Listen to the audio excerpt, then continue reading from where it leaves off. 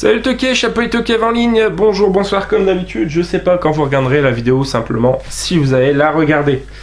On va se retrouver aujourd'hui pour la suite de la collection et on va commencer sans plus tarder avec les deux premiers films qui sont indissociables les uns des autres. C'est le diptyque OSS 117, Le Carnet d'Espion et Rio ne répond plus. Jean Dujardin, Hubert Boniface de la Batte, je sais plus comment il s'appelle. Hubert Boniface de la Batte, je crois, c'est un nom comme ça. Bref, j'attends impatiemment le 3 de Bedos, je crois. Nicolas Bedos, il me semble. On verra ce que ça vaut. Mais les deux films de Hazanavicius étaient déjà excellents. Seul tout très particulier de Eric et Ramsey, film de Eric et Ramsey d'ailleurs. C'est complètement what the fuck-esque. C'est presque du Dupieux, je trouve. Donc, ils l'ont fait après justement avoir fait Steak. Je pense qu'ils se sont inspirés de Dupieux pour le faire. Je vous invite à le voir. J'ai pas envie de vous raconter de quoi ça parle. Si vous l'avez pas vu, regardez Seul tout. Monty Python's Le sens de la vie, The Meaning of Life, avec une belle édition. Voilà. Double DVD. Hop. Monty Python, c'est cool, c'est trop bien. Il faudra que je trouve le Life of Brian d'ailleurs. Je ne crois pas l'avoir. Une petite trilogie.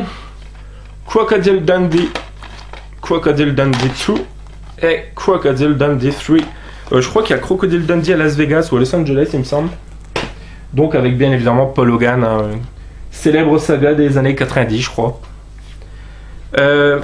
Pareil, une saga de deux films, pas très connus, mais que je vous conseille fortement de voir, c'est vraiment génial. C'est Les dieux sont tombés sur la tête, ça c'est le numéro 1 de Gods Must Be Crazy. Et le 2 qui est encore plus rare, voilà, donc c'est réalisé par Jamie Uris.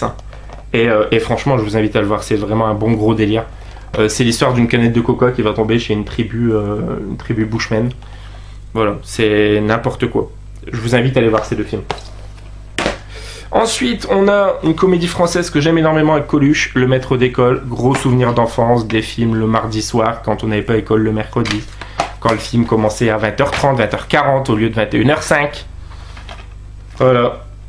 Kim Chapiron avec La crème de la crème. Pas vu celui-ci, mais j'aime beaucoup son Chétan. Donc celui-ci me tente pas mal. C'est avec des ados, tout ça. Donc ça a l'air assez spécial, mais ça a l'air pas mal.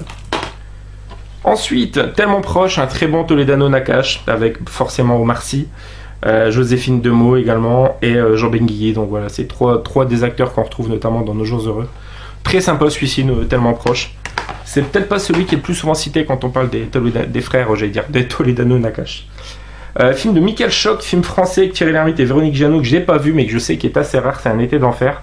Ça a l'air d'être un peu barré, un film noir un petit peu, donc ça peut être pas mal aussi. Je vous l'ai présenté il y a peu dans une vidéo achat récente, City Slickers 2 ou la suite de La vie, l'amour, l'élevage, donc L'or de Curly. Pareil, je vous invite à voir ces deux films. Hein. La suite est très bonne aussi. Comédie culte avec Schwarzy, Last Action Hero.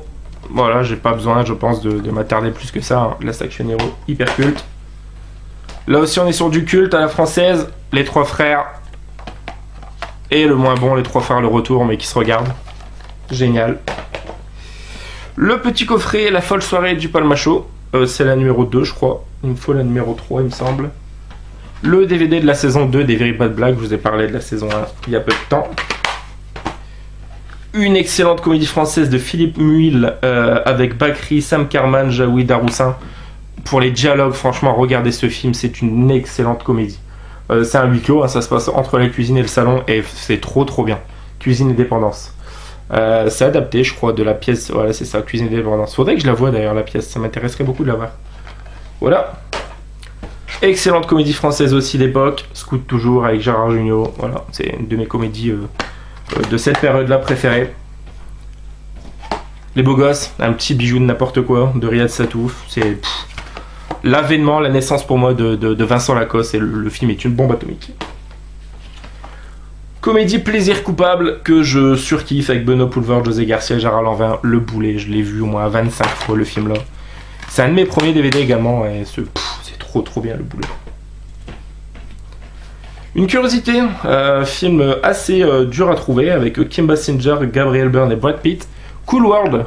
Il y a eu le jeu vidéo également, donc c'est une espèce de dérivé de Qui veut la peau de Roger Rabbit. On va terminer avec 3 films. Le premier, Kill Bujo, voilà, une espèce de film parodique, hein, notamment de Kill Bill, de Borat.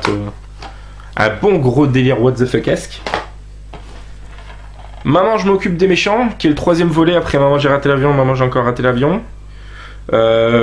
Intéressant. Je crois qu'il y a. C'est dans le 4 qu'il y a Helena Bonham Carter alors.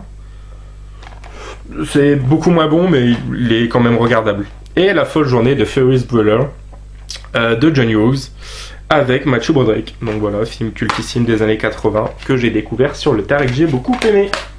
Voilà les amis, ça se conclut là, ça se termine là pour cette vidéo. J'espère que ça vous a plu. N'hésitez pas à commenter, liker, partager. Puis nous on se retrouve très prochainement pour la suite. Joignez un anime, mais ok. Ciao fucking ciao.